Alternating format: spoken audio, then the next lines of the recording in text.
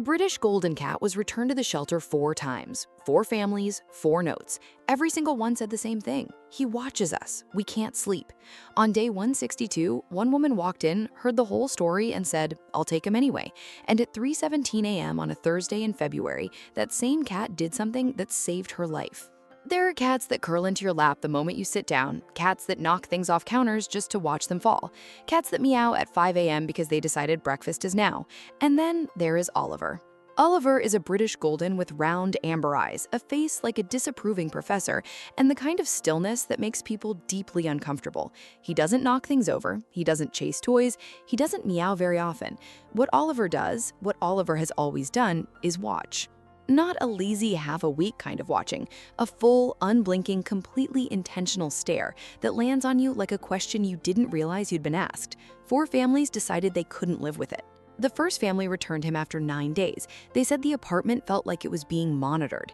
The second family lasted exactly 2 weeks before the mother called the shelter and said, "He sits in the hallway and watches the bedroom door. We can't sleep."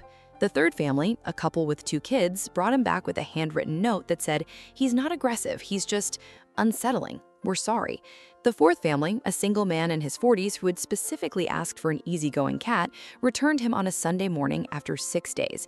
He told the shelter coordinator, a woman named Margaret, that Oliver had sat on the kitchen counter every night and stared at him while he ate dinner. "Every single night," the man said, "just watching me eat."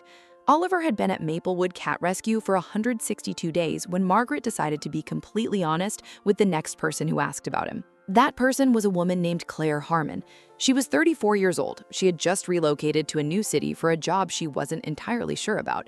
She lived alone in a 2-bedroom apartment that felt too quiet, especially in the evenings, especially after dinner, especially on Sundays. She hadn't planned on adopting a cat that day. She told herself she was just looking. She told herself that 4 times on the drive over.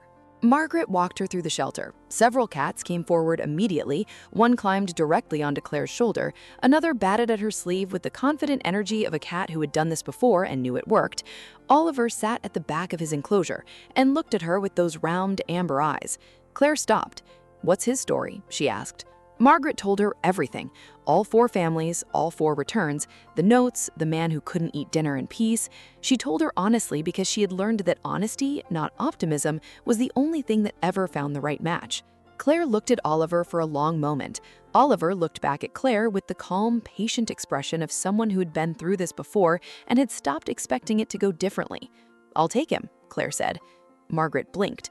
"You don't want to spend a little more time with him first?" "I'll take him again," Claire said. The first night, Oliver sat at the end of Claire's bed and stared at her for 35 minutes before she fell asleep. She lay there looking back at him, neither of them blinking particularly often, until something shifted in the room, something quiet and unnamed, and she closed her eyes and slept for 7 uninterrupted hours, the best sleep she'd had since the move.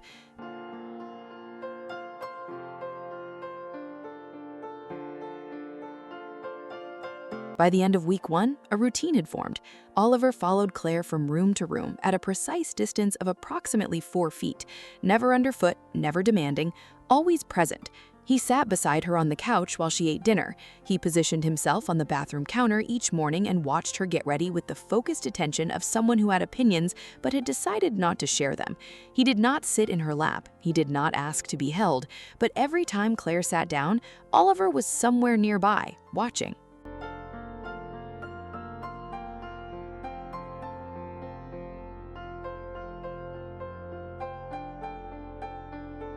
On video calls, her coworker noticed him in the background.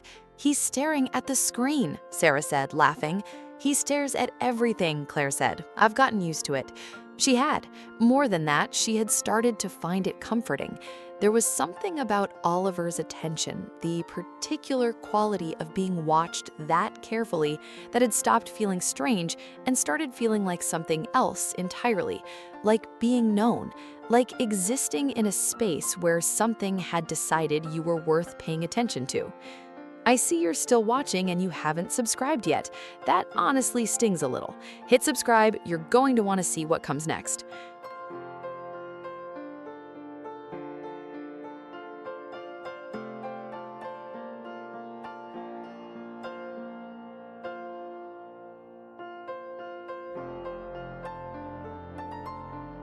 3 months after she brought him home, Claire had a difficult week. A project at work fell apart. A friendship she had hoped to rebuild in this new city quietly dissolved. On a Thursday evening, she came home, sat down in the kitchen floor, and cried in the way people cry when they've been holding it together for too long.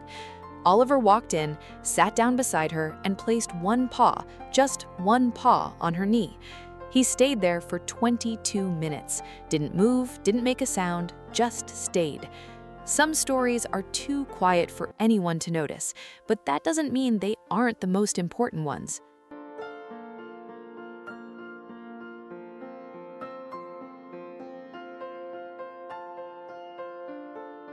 It was on a Thursday in February, 4 months after the adoption, at exactly 3:17 in the morning, that Oliver saved Claire's life. She was asleep when she felt it, 11 pounds of him on her chest, making a sound she had never heard before. Not a meow, something lower, urgent. Claire was up in seconds. Oliver jumped off the bed and walked to the door, stopped, looked back once. She followed him to the kitchen. Today, Oliver is 3 years old. He still follows Claire from room to room at exactly 4 feet. He still sits on her desk on work-from-home days watching. He never did learn to sit in laps, but every night, without exception, he sits at the end of Claire's bed until she falls asleep. And she always does. If you've ever had an animal that everyone else gave up on, drop their name in the comments. Do you think Oliver was broken, or were those 4 families just not ready for him? The back left burner was on. A dish towel had drifted toward the heat. The corner was already browning. 30 seconds, maybe less. Claire turned off the burner, moved the towel, stood in her kitchen at 3:17 in the morning, breathing, while Oliver sat at her feet and looked up at her. She picked him up. He stayed still and quiet for exactly as long as she needed. He wasn't staring because something was wrong with him. He was watching because that was his job. It had always been his job. He had simply been waiting for the person who understood that.